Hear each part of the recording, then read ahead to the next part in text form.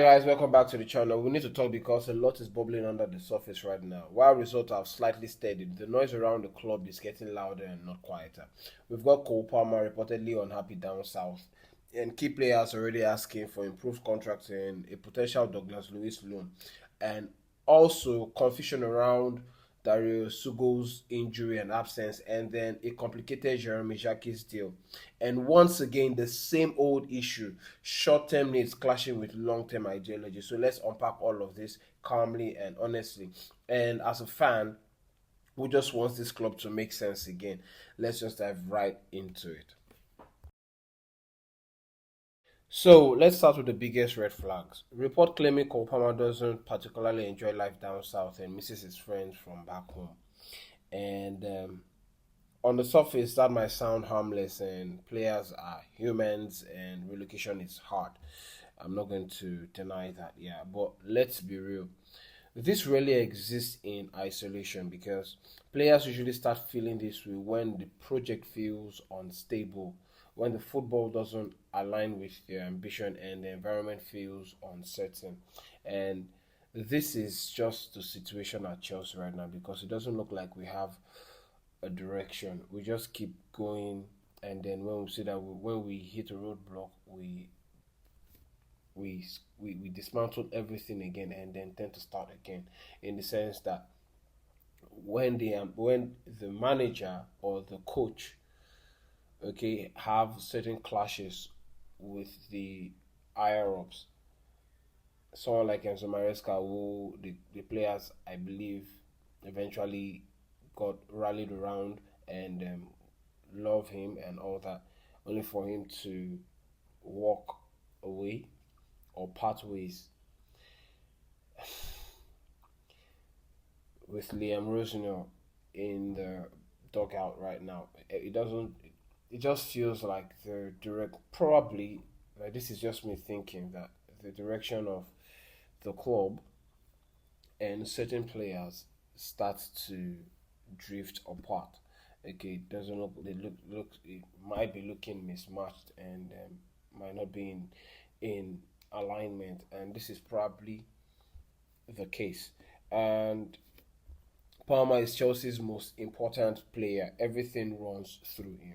So if Chelsea don't build a stable structure that's able to get them to compete consistently and that is also showing a clear footballing direction, then yes, eventually he will question whether Chelsea is the right place to fulfill his career goals. And this is just not going to be about Palmer alone. Okay, if things don't improve, this feeling starts to spread, and top players talks, agents will also talk, and dressing room starts to feel the same thing. So that's how clubs get to lose their spine. What do I think Chelsea need to do right now? They need to get their acts together. These people, better Bali, that are doubling down on things that is not feasible, ignoring the now and focusing so much in the future is going to cost us players, important players, and then we're left scrapping the barrel. And that's not where I want Chelsea to be. We need to do what we need to do to get Cole Palmer firing and back on his feet. Whether he's been hindered by injury, whether there's something else, or it has to do with psychology or anything like that. They need to find a way to fix it and get this man firing again. Because when we have a happy Cole Palmer, then we have a firing Chelsea.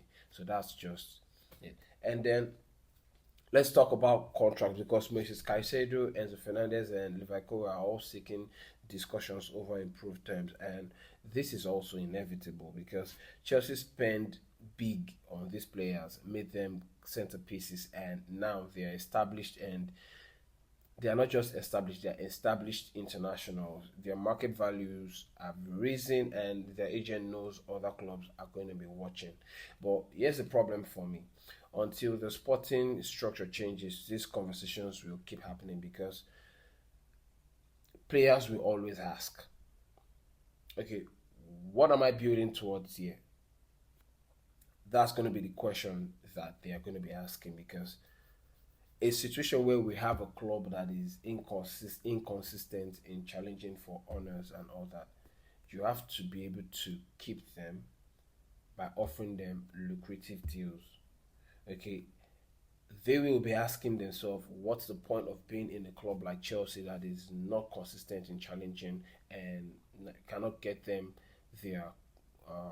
get them in a place where that aligns with their goals. They'll ask themselves if they are competing for major honors and if this club is moving forward or sideways. Money alone doesn't keep elite players. Okay, directions does, and in a situation whereby the directions is not is not given, then you have to be able to go out of your way to keep players happy, and that's offering them money and contracts that is good enough to keep them. Otherwise, the agent starts to look for high bidders or higher bidders. Players can love Chelsea, but they also have to put their career first. Their career and their own goals also have to matter to them.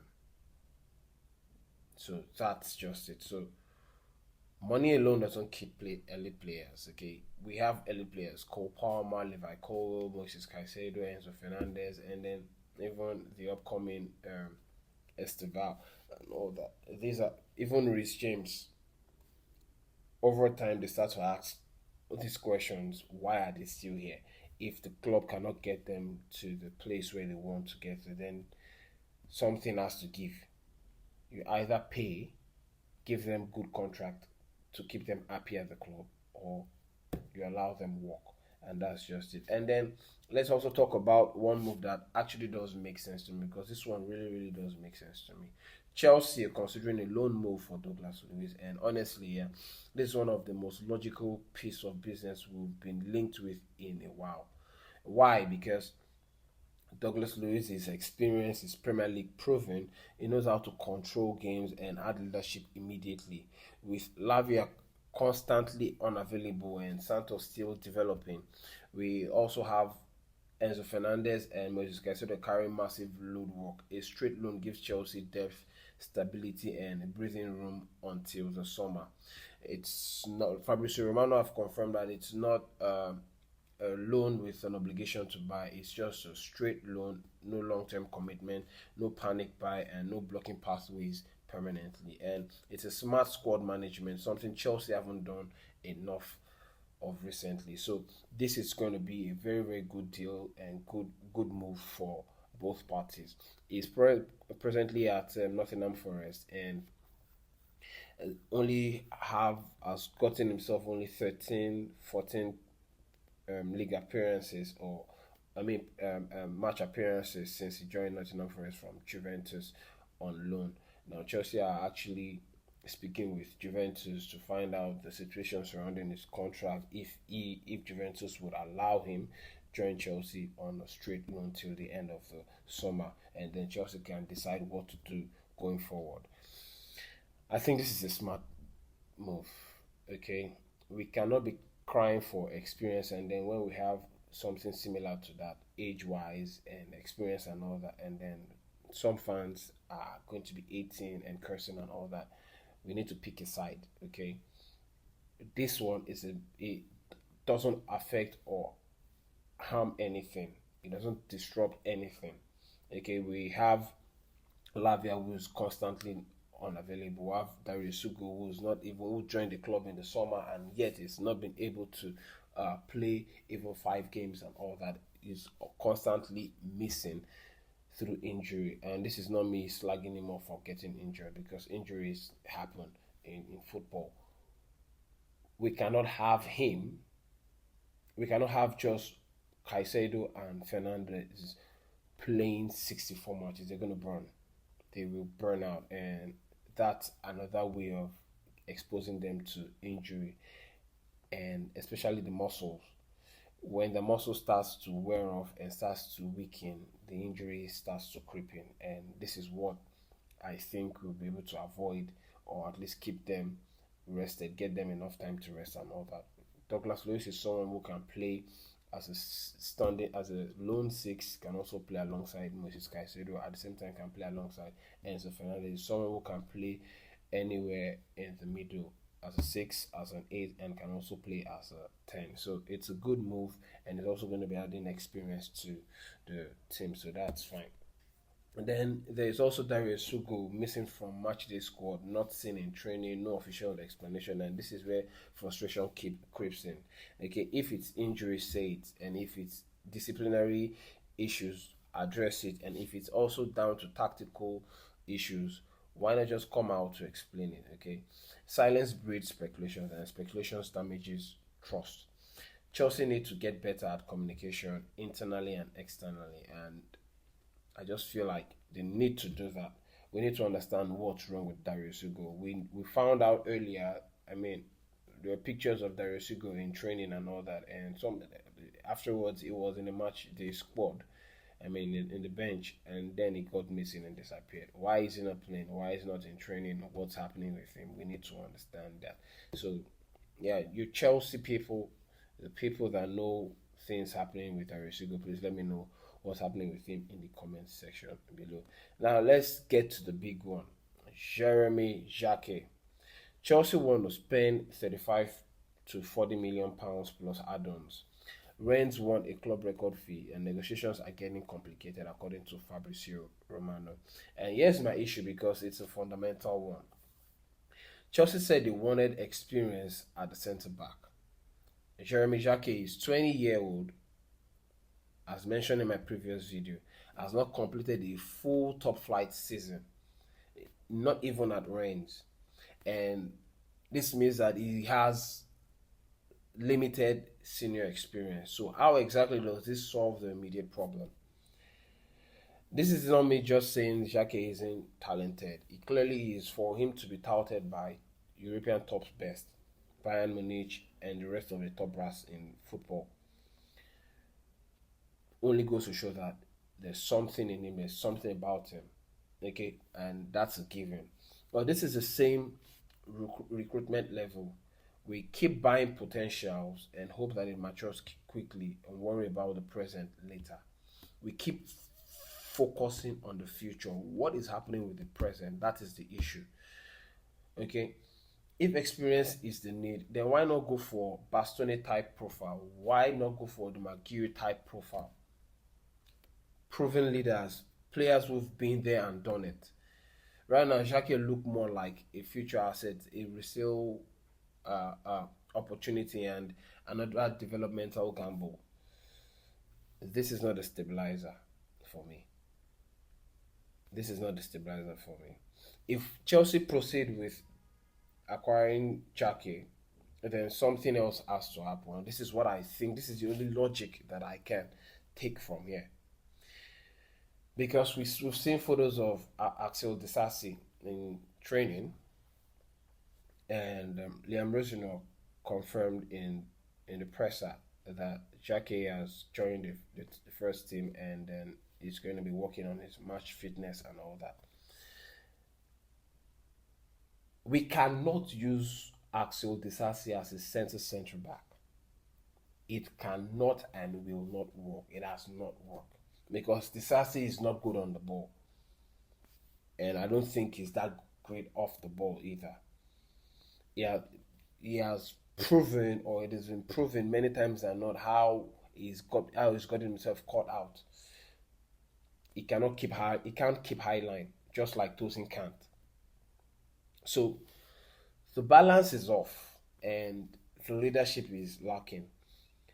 Like I said, the only logical pathway I can see is Disasi moving to Strasbourg, and then Chelsea recall either Mamadou Sarr from Strasbourg to slot back into Chelsea and play as the central centre back, or we recall Anselmino from Dortmund, who is having a great season, and then the balance of the youth with familiarity is going to be there.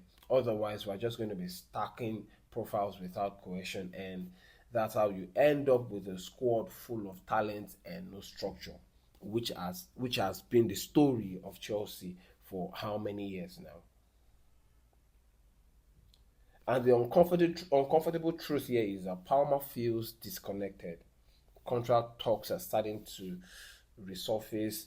We have contract talks from Reece James, and we know that the structure of this new ownership is that players will not be allowed to run their contract down anywhere below 2 years. So players like Reece James, Marco Kurela, and a few other names, like I mentioned in the first earlier, are starting to have contract talks or requesting for contract talks or better contract offers. Recruitment keeps prioritizing resale over stability, and that's the issue. And it's just not going to stop here. One by one, the big boys will start to question their future. And I think that's what's happening with Cole Palmer. Okay, not because they hate Chelsea, but because ambitions demand clarity. Until the hierarchy changes how football decisions are made in Chelsea, Chelsea will always feel like a club preparing for tomorrow and failing to prioritize or work or fix the issue that is present, threatening the present day. We will be falling short in the today. And my final thought on this is that there are positives. Rosino, the only that which is the only positive for me. Rosino is trying to stabilize things. Some smart short-term ideas are emerging, but Chelsea are still caught between competing now and gambling on later. At some point, you have to choose balance because talent alone isn't enough, and potential doesn't win you a trophy. Let me know what you guys think about everything that I've said, and I want to hear your thoughts in the comment section below. Don't forget to like this video and share because it's the only way you can help this channel grow, and don't forget to turn on your notification bell. I'll be here to give you guys my match preview for the game against Crystal Palace tomorrow, if not today, tomorrow. And if there's any other thing that comes up between now and then, I'll be also here to share with you guys. Even I'll probably merge it in my match preview, my match predicted lineup for the game against Crystal Palace. If there's any other thing, nothing that I can think of. Anyway, you guys have a lovely day, and don't forget to turn on your notification bell and like this video. Okay, it's only a millisecond, and it's free. So why don't you just like this video and share? Anyway, it's Chelsea first, rivals next. Peace.